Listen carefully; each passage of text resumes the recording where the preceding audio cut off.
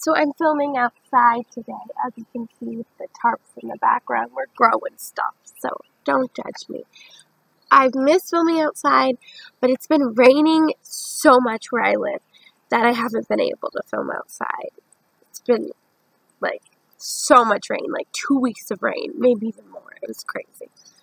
So today I'm actually going to talk about my favorite musicals. Ooh. And there's some I have seen, some I haven't seen, some I've just listened to the soundtrack of. And, like, there's people that have listened to like all the musicals possibly ever, but these are just my personal favorites. So the first musical that I have at the top of my list is Mary Poppins. I love Mary Poppins. It's a long one. It's like 2.5, 3 hours, something like that. But it's worth it. When I was little, my mom asked me if I had seen Mary Poppins when I was like 7 or 8. And I was like, no, Mommy, I haven't. What's that? And she was like, we're buying it. So she bought it for me, and ever since, it's had a special place in my heart. And I just love Chim Chimney Chim Chim Tree. Oh, I love that song. And I love Let's Fly a Kite.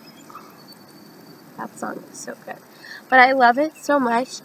And I love the Broadway musical version, which I recently listened to. And I love the contrast between Mr. Banks' old nanny that raised him, Brimstone and Treacle, and Mary Poppins, a spoonful of sugar. I also love Mr. Banks' songs in the movie, but the Broadway musical has more songs. One of them I really like is A Man Has Dreams. It's about how he had dreams when he was young, but they got trampled. The musical gives a better backstory to Mr. Banks and why he ended up the way he did. So I love that. And there's so many things I could say about Mary Poppins, but it would take forever, and we would be talking forever. So that's just kind of the baseline. Beauty and the Beast. I had trouble, this is sort of in an order, but not really. And I had trouble whether to put Mary Poppins at the top or Beauty and the Beast at the top, but I have more of an emotional attachment to Mary Poppins. I love Beauty and the Beast. I love how it showcases Belle's idealistic dreams and how she has to come to grasp with her not so idyllic reality. I love a change in me because Belle realizes that just because life hasn't gone as she planned and her perfect world out there has disappeared for good, things can still be joyful and beautiful.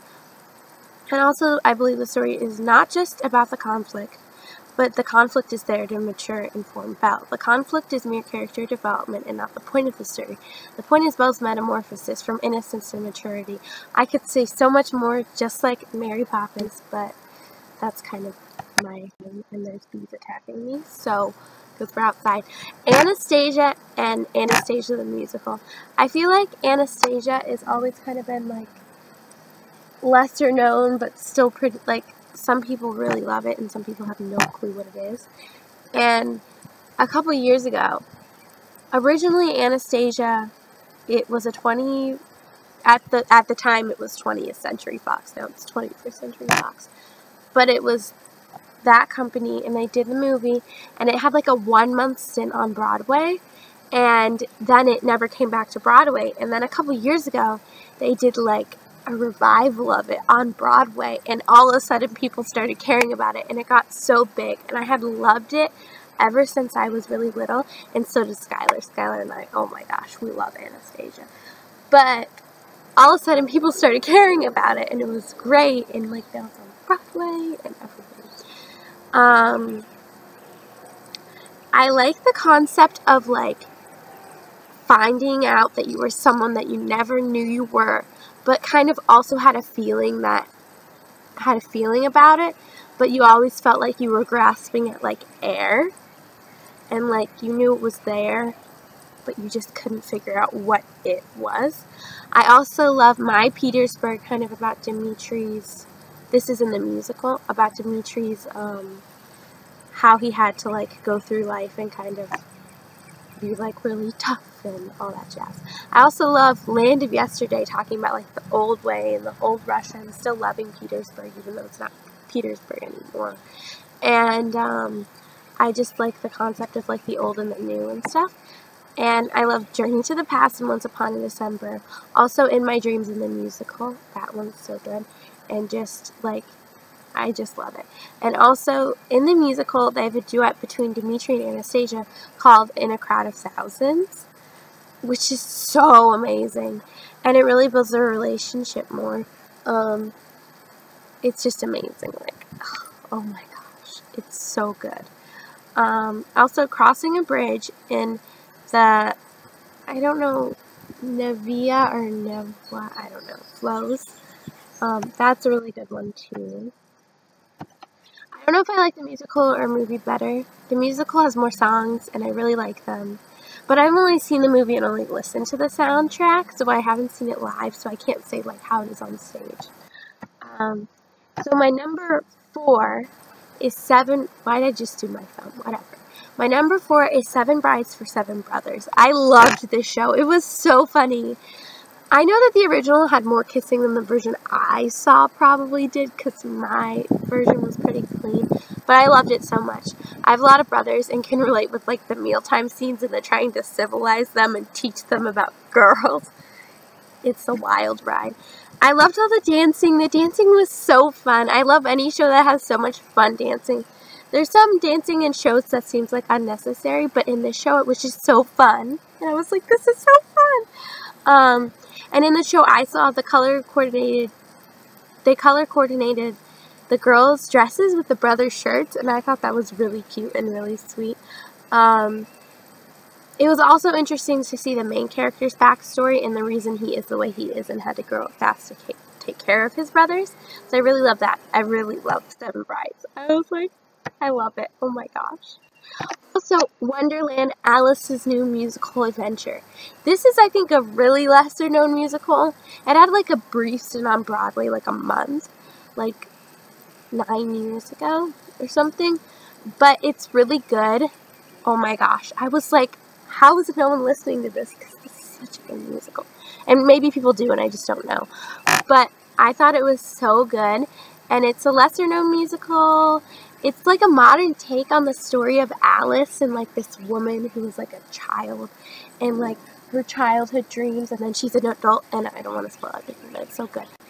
But I also love Once More I Can See. That song is so good. And then Home and Finding Neverland. Those songs are so good. Once More I Can See.